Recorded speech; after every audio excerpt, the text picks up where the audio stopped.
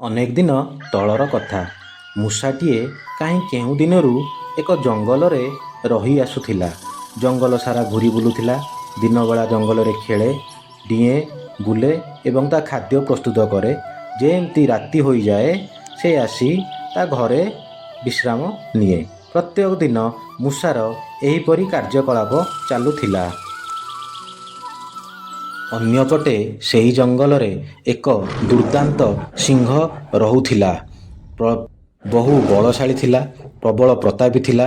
ଜଙ୍ଗଲର ଅନ୍ୟ ଜୀବଜନ୍ତୁମାନେ ସେହି ସିଂହକୁ ସବୁବେଳେ ଡରିକି ରହୁଥିଲେ। ଜଙ୍ଗଲରେ ସିଂହର ରାଜ ଚାଲିଥିଲା। ଜଙ୍ଗଲର ରାଜା ସିଂହ ଥିଲା। ସିଂହଟି ଜଙ୍ଗଲର ଶେଷ ଭାଗରେ ରହୁଥିଲା। ସେହି ଅଞ୍ଚଳକୁ ଜଙ୍ଗଲର ଅନ୍ୟ ଜୀବଜନ୍ତୁମାନେ କେବେ ବି ଯାଉନଥିଲେ। ଦିନକର କଥା, ସେହି ଜଙ୍ଗଲରେ ରହୁଥିବା ମୂଷାଟି ଖାଦ୍ୟ ଅନ୍ୱେଷଣରେ ବହୁ ଦୂରକୁ ଚାଲି ଆସିଥିଲା।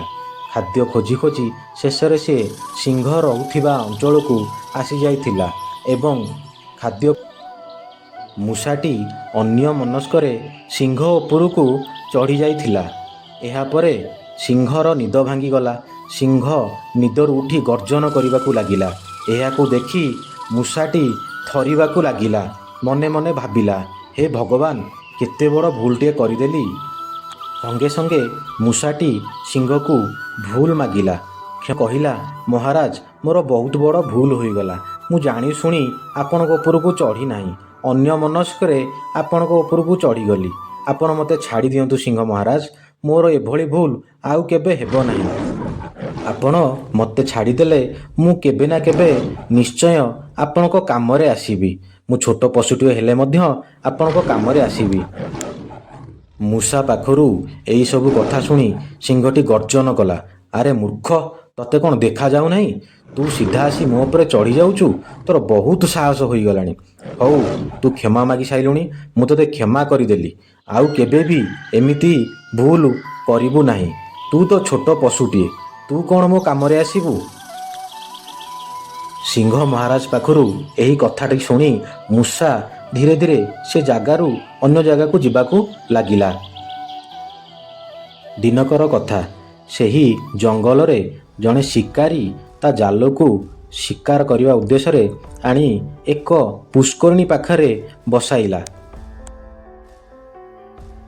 ଶିକାରୀଟି ମନେ ମନେ କହିଲା, ଜଙ୍ଗଲ ସାରା ତ ଖରା ବହୁତ ଜୋରରେ ହେଉଛି। ସବୁଆଡ଼େ ପାଣି ଶୁଖିଗଲାଣି। ଏଇଠି ଛୋଟ ପୋଖରୀଟିଏ ଅଛି। ଜୀବଜନ୍ତୁ ଯାହା ବେଲେ ପାଣି ପିଇବା ପାଇଁ ଆସିବେ, ଆଉ କେହି ନା କେହି ମୋ ଜାଲରେ ପଡ଼ିଯିବେ। ଏହା କହି ଜାଲଟି ବିଛେଇ ଦେଇ ଶିକାରୀ ତା ଘରକୁ ଚାଲିଗଲା। ଆର ଦିନର ଅପେକ୍ଷାରେ ରହିଲା। ଏପଟେ ସିଂହକୁ ବହୁତ ଜୋରରେ ଶୋଷ କରୁଥିଲା। ସେ ପୁଷ୍କରିଣୀ ପାଖକୁ ଧାଇଁ ଧାଇଁ ଆସିଲା ପାଣି ପିଇବା ପାଇଁ। ସିଂହଟି ଯେମିତି ପୁଷ୍କରିଣୀ ପାଖକୁ ପାଣି ପିଇବା ପାଇଁ ଆସିଛି, ସେ ତା ଅଜାଣତରେ ସେହି ଜାଲରେ ପଡ଼ିଗଲା।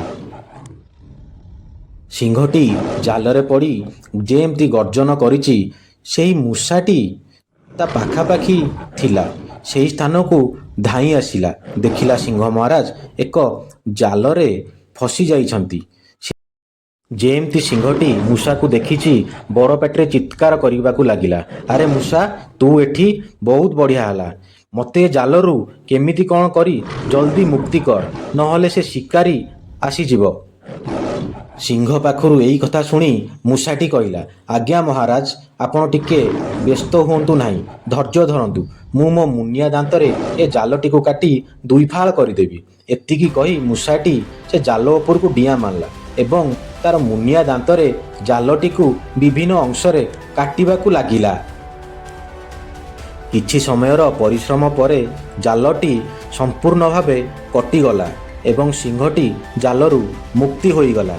ଏହା ଦେଖି ଖୁସିରେ ମୂଷା ନାଚିବାକୁ ଲାଗିଲା ଏବଂ ସିଂହ ଏହିସବୁ କାର୍ଯ୍ୟକଳାପ ପାଇଁ ମୂଷାକୁ ବହୁତ ସାଧୁବାଦ ଦେଲା ଏବଂ ସେହିଦିନ ଠାରୁ ସିଂହ ମୂଷାର ଭଲ ସାଙ୍ଗ ହୋଇଗଲା। ଏବଂ ଏହିସବୁ ଦେଖି ମୂଷାଟି ସିଂହକୁ କହିଲା, ମୁଁ ଆପଣଙ୍କୁ କହିଥିଲି ନା ମହାରାଜ, ମୁଁ ଛୋଟ ପ୍ରାଣୀ ହେଲେ ମଧ୍ୟ କେବେ ନା କେବେ ଆପଣଙ୍କ କାମରେ ଆସିବି। ଆଜି ସେ ଦିନ ଆସିଛି। ମୋର ବହୁତ ଭାଗ୍ୟ ମୁଁ ଆପଣଙ୍କ ସେବାରେ ଲାଗିପାରିଲି। ଏହା କହି ଦୁଇଜଣ ସାଥୀ ହୋଇ ଜଙ୍ଗଲ ମଧ୍ୟକୁ ଚାଲିଗଲେ। ଏହି ଗଳ୍ପରୁ ଗୋଟିଏ କଥା ଶିଖିବାକୁ ପାଇଲେ ସାଙ୍ଗମାନେ, ମୂଷାଟି ଏତେ ସାନ ହୋଇ ସିଂହର ବିପଦ ସମୟରେ କାମରେ ଆସିଲା ଏବଂ ସିଂହକୁ ମୃତ୍ୟୁ ମୁଖରୁ ବଞ୍ଚାଇ ପାରିଲା। ତେଣୁକରି ବନ୍ଧୁମାନେ, କାହାକୁ କେବେ ଛୋଟ ଭାବିବା ନାହିଁ।